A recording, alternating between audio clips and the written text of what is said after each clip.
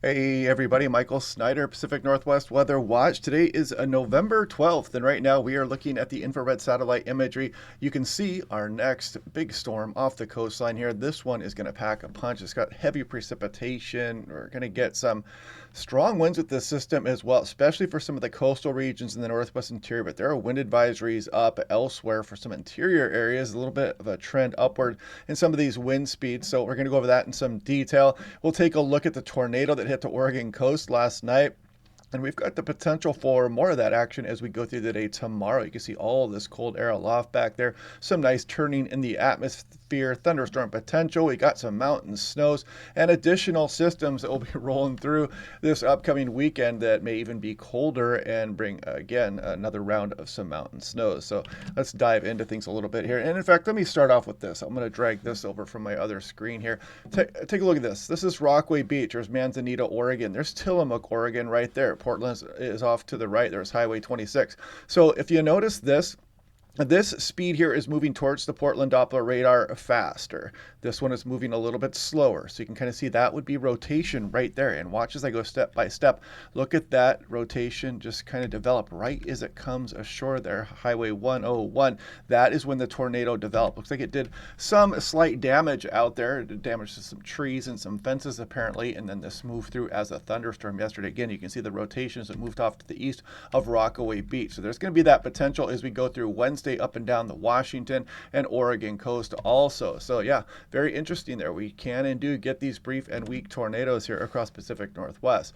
So I'm going to close that out now, and we can take a look at the Doppler radar, and let's scroll through last night here also. So this is that storm right there. There's Rockaway Beach and Manzanita are down here. There's Portland and there's Seattle right there. And you can see all the showers moving across the region, but you also see this cold air aloft, and that's what helped drive this storm system here. And right there, that's when that thing was tornadoing as it moved across the coastal area. So just thought I'd share that with you. And then we'll scroll through here through the overnight and the morning hours. You see the showers are somewhat on the way, and they are weaker here this morning. And you can see the cloud shield from the next system start to roll in as we speak.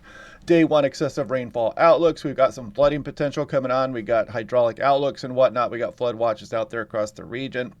As, again, another nice shot of rain will be moving in. This is for tomorrow, goes all the way down into Northern California. And also coinciding with all this wave activity and some of these winds, the tides are starting to get pretty high. You can see today 8.3 at about 9:30 this morning. That's coming up here pretty quick.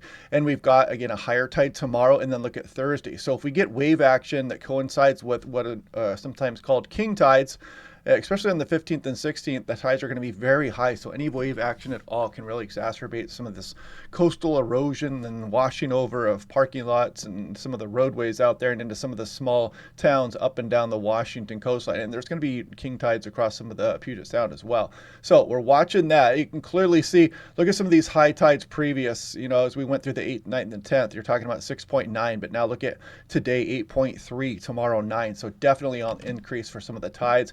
And that's, of course, when the moon and the sun lines up, gives that extra tidal bulge.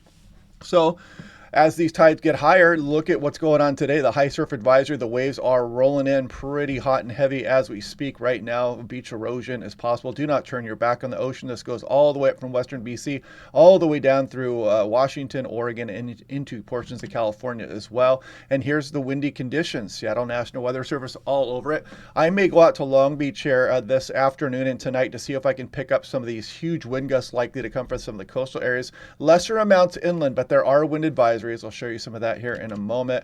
Right now, actually, you can see the wind advisory is for some of the central Puget Sound for potential gusts up towards 45 miles per hour. We got high wind warnings for the coast. We got storm warnings out for the waters. We got high wind warnings across Skagit, Whatcom County. Again, this is mainly off to the western portions of those counties, but it does include Port Townsend, some of Whidbey Island, and the San Juan. So just all kinds of stuff going on. You can see we still have some winter weather advisory is going on here too.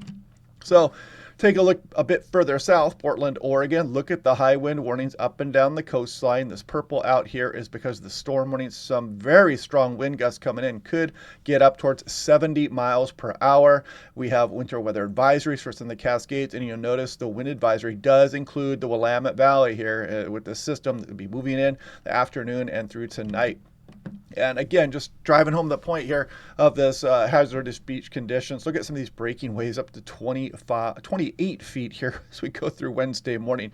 Just absolutely crazy. Stay out of the surf zone and off of the jetties. These things can just seemingly come out of nowhere, these monster waves, and they have been known to kill people. So heads up.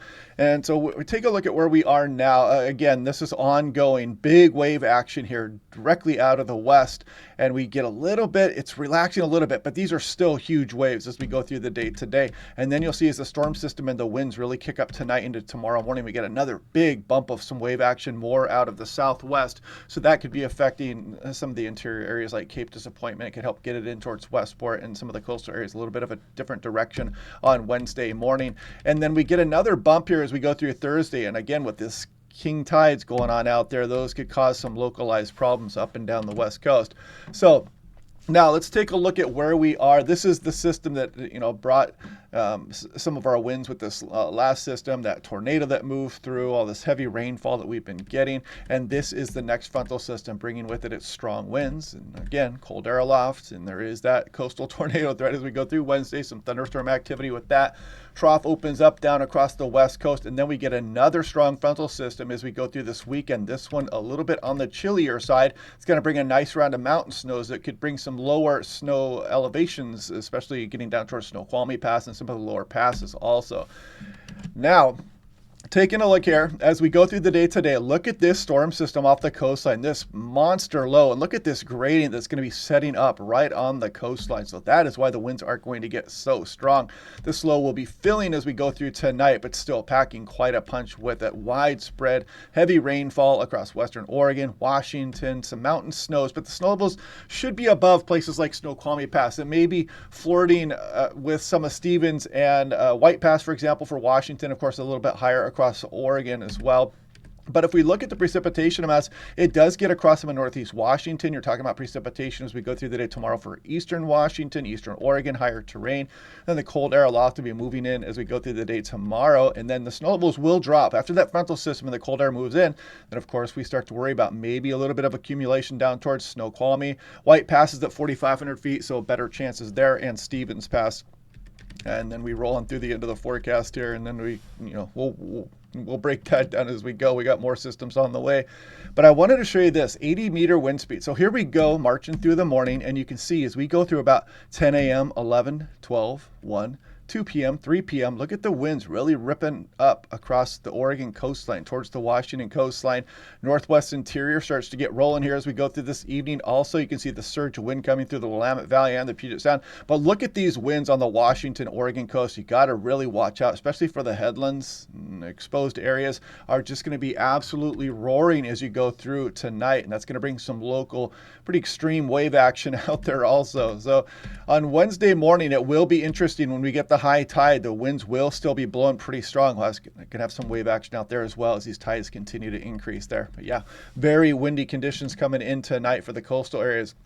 And if we look at just off the surface here, this kind of shows you just exactly what is going on. The National Weather Service Portland has been mentioning it as well. Kind of this coastal jet setting up right off the coastline here, paralleling the mountains on the Oregon coast. Very strong winds, and they talked about the mixing down of some of those stronger gusts. So can't rule out some gusts, in excess of 65 or 70 miles per hour for some of these locations. Again, especially exposed headlands. Now, if we take a look at the North American model, I'm going to scroll through this, and as we go through the day today and on it through tonight, again, look at some of these huge gusts approaching 70 miles per hour. The NAM shows some stronger winds for places like Olympia, Tacoma, maybe Seattle getting up over 40, Willamette Valley up in the 40s as well. The European does not agree with that though, so it's going to be kind of an interesting battle. Some of the high resolution models definitely showing stronger gusts versus some of the global models, and I want to point this out as well. Let's go to the HRRR, and we're going to check this out and see what the most recent said, because the HRRR was even on the stronger side, the high resolution rapid refresh. Let's take a look here. You can see the gusts just absolutely tearing across the coastal areas. And then it shows some of these gusts getting up towards 43. It shows some 50 there right along the shores of the Puget Sound here. Look at Olympia 52. I'm tending to go with something more closer to the NAM that it shows some gusts up towards 40, maybe 40 for the central sound. I don't believe that we're going to see 50 plus mile per hour gusts. It's just not the right position for the low pressure center. You need it to get a little bit further east and get a bit further north of the Puget Sound to really bring those powerful southerly winds through here. When you get that southeast component, it usually doesn't favor strong winds for the central Puget Sound, but we have some very strong winds coming for places like Whidbey Island, Port Townsend, and the San Juans, and maybe some of the coastal areas here of Skagit, Whatcom County, Salish Sea, straight at Georgia. And of course, the Washington coast. I mean, it's still showing 70 plus mile per hour gusts there up and down the coastline. And again, I'll run through the European here. Virtually unanimous agreement on the strong winds there, but look at Seattle, 34 versus what the NAM and what the high resolution models were showing. Kind of leaning between something between the NAM and what the European are showing. I don't expect the high resolution 50 mile per hour gusts across some of the central sound to materialize. Now, if we take a look at composite reflectivity, so I believe this is yesterday afternoon's run. So I want to show you this. Did pretty good. This is about 8 p.m., 9 p.m. You can see some of that showery activity moving on the Oregon coast. So it did show these showers here. And of course, one of those did produce that tornado there just south of Manzanita, Oregon. And then now, I'm going to jump to the next screen here because this one is hot off the presses this morning. Let's see what it shows for the potential precipitation coming up here. You can see the shield of precipitation moving as we go through tonight. Some widespread moderate, maybe some heavy rain at times. And then we start to scrolling towards Wednesday. And as we go through the day Wednesday, again, we're going to have these showers around that do have some tornado potential, thunderstorm potential, small hail, gusty winds, just extreme downpours that can really limit your visibility also. So heads up for that as we go through the day Wednesday. And then you can see these showers continuing on all the way on through Thursday morning. So taking a look at the day 2 outlook, check it out. They do have marginal risk for severe wind gusts up and down the coastal areas here. And they do mention this in their discussion here about that you cannot rule out a brief tornado. So that may get an upgrade here. We may actually see a tornado threat in upcoming severe prediction center updates here. So yeah, interesting stuff.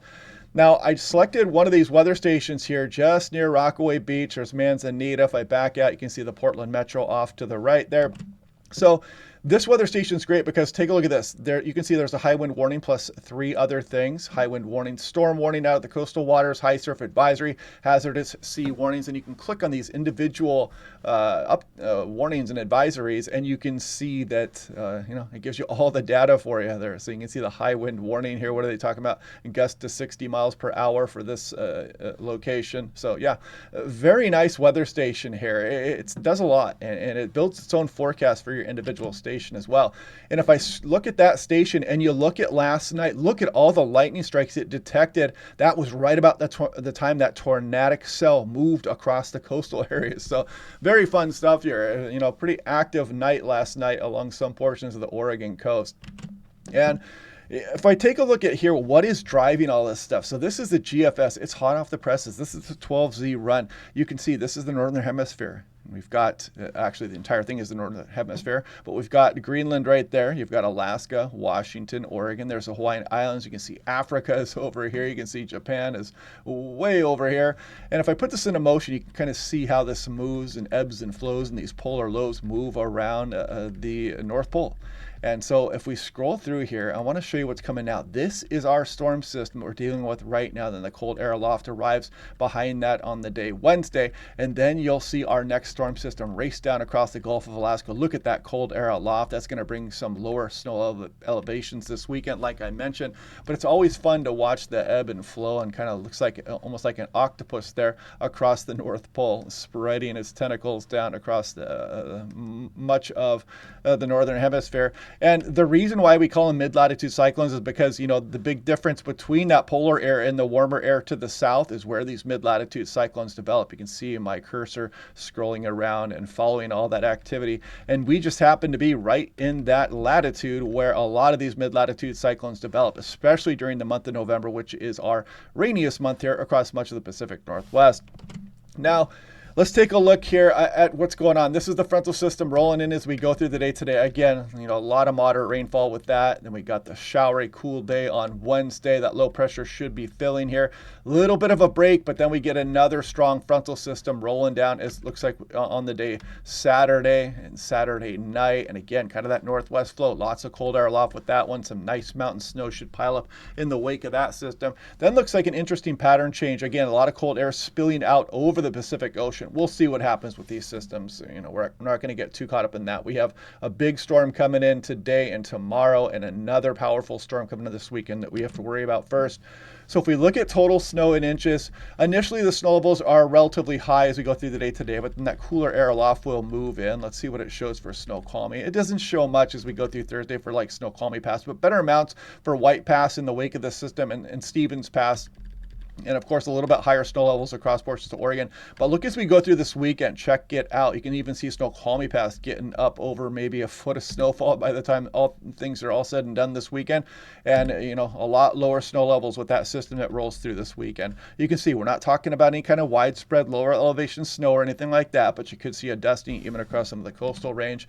Now, looking at Quileute Airport, just kind of driving home the point. Big winds coming in. Here we go this afternoon and tonight. There's Bowerman. That's Hoquiam. And did I say Hoquiam before that? That was Quileute up on the northwest Washington coast. This is Hoquiam a little bit further south near Aberdeen, Washington. Big gusts incoming here, likely mid-50s, potentially up towards 60 miles per hour. Tillamook, big winds incoming here as we go through the day today. Gold Peach, Oregon. Look at some of these ensembles over 60 miles per hour. The ensemble mean is into the lower 60s. Salem, these are not bad gusts as well. A lot of these are up into the 40 mile per hour range, so watch out for those blustery conditions across the Willamette Valley today. Seattle has still kind of this mixed bag going on here, but look at the control, only showed up towards 30 miles per hour. So some areas are definitely going to be sheltered. And with this kind of setup and the southeast flow at the surface, I don't expect there to be very strong winds across some of the central Puget Sound. Olympia, a little bit different, upper 40s. Some of the ensembles clearly show all the way up into the upper 40s. Here's Friday Harbor, though, different story, much stronger winds as you go across the northwest interior. Here's Bellingham. It kind of backed off a little bit on some of these speeds, but you could expect some additional gusts up into the 40 plus mile per hour range. And they did get a 59 mile per hour gust with that storm system that came through yesterday. 6 to 10 day west coast below normal. Shouldn't be any surprise after what we looked at. And this near normal doesn't mean much because we are very wet and rainy across Pacific Northwest for this time of year. But anyway, yeah, there goes our storm system right there. I'm going to get ready and I'm probably driving out to the coast for this afternoon and evening. The big wind show. I got my anemometer mount that will go up on my Tesla out there. I don't know where I'm going to target exactly. It might just be Long Beach because there is quite a bit of, I can jog back and forth a little bit there, and I might hang around for Wednesday's potential tornado show. We'll see how that goes. If that trends the right direction, I may hang out for that as well. But anyway, and if you want one of the weather stations, click on that link down below to save 10% off.